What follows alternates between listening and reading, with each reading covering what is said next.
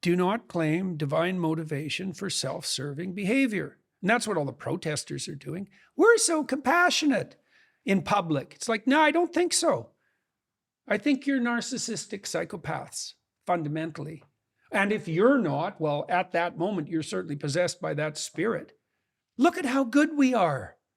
That's why Christ says in the Gospels not to let your left hand know what your right hand is doing. If you're going to be good, do it in secret. Why? So you don't fall prey to the temptation to make your good subordinate to your pride. Right? That's what the bloody Oedipal mothers do all the time. Mm-hmm. Look how much I love my son. Yeah. He doesn't even have a penis anymore. We solved that problem for him. Wow. Yeah, wow. It's so bloody. It's so brutal. It's so dark. It's virtually unimaginable. It's such a pit. It's so awful. And then the mother can parade around with what has she got? Her son's genitals on a stick so she can parade down the street. Oh, absolutely. And show her neighbors. Look how compassionate I am. No matter what he turns into, I still love him. Brutal. Would she say that, or would it be something more along the lines of he is so loving and so compassionate for having been at my breast that he has essentially voluntarily discarded these toxic... That'd be her name. That'd be her cover story. And, the other part of that secret desire is, well, immense hatred for men. Immense hatred for men. For what that particular breed of woman thinks men stand for and are. So, where does that come from? It comes from all sorts of places. Lots of women like that were terribly damaged by men, by power mad men, who hurt them in all sorts of terrible ways.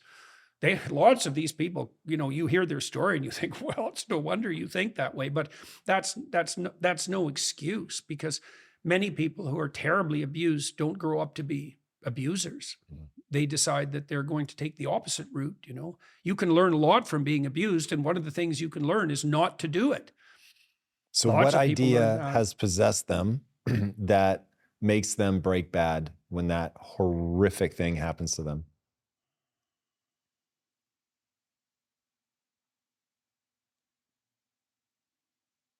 I think you have to read my new book. It's too complicated to simplify.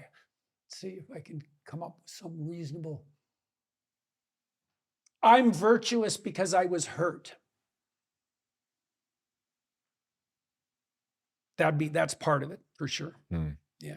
And that's part of if you're a victim, you're an infant, and if you're an infant victim, then you're moral and to be protected at all cost, and anything that threatens you is a predator. And there's nothing too terrible for a predator, right? To mete out to a predator, which is another part of the underground attraction for that, because this is the horror show of the oppressor-oppressed narrative. Once you identify the oppressed and you identify them with innocence, you identify the oppressor with predation, or even worse, parasitical predation. It's exactly what Hitler did to the Jews. 100% predatory parasite. What do you do with predatory parasites? You burn them to the ground. No holds barred. No punishment is too extreme. And then you get Auschwitz. So brutal. And then you get to have all the delights of being the Auschwitz guard. And then the darkest part of your soul has the chance to come out and play. Is that what you think is going on right now? I was taken aback. I did not see it coming that there were pro-Palestine marches on October 8th. So pre-Israel's response. Yeah. That's definitely what's happening. I mean, it's very straightforward. It's algorithmic. Oppressor, oppressed. Well, how do you know the oppressors? They're statistically overrepresented in positions of authority. And obviously, by definition, then they're oppressors. Well, who's most statistically overrepresented in positions of authority? Jews. That's like, the door's open, man. So why are they the canary in the coal mine? Why, in a way that is so bizarre throughout history? Part of it is the reason I just said. So then you might say, well, why are they more likely to be successful? Well, they're smarter. That's part of it, by a lot. You mean at a truly biological? level. That they just, as a Absolutely. group, they have a higher IQ. Yeah, and they have neurological problems that go along with that. Like, Is that controversial, or are people? of course it is. But do people debate the Yes. fact? Stupid people debate it.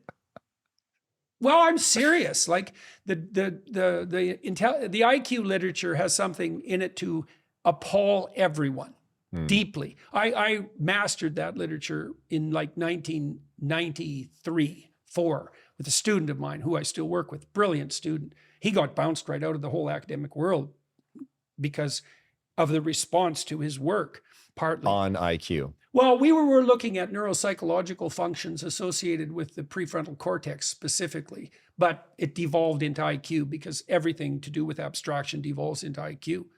IQ is a brutal literature. And Jews, what Ashkenazi Jews specifically, they have IQs that are probably 15 points higher than the typical 15 points. Yeah. So they're radically overrepresented. So at the middle, that doesn't make that much difference, although it makes some. They're very likely to be at the top of their class. But if you go out to like IQ 145, where the serious action starts, Jews are way overrepresented.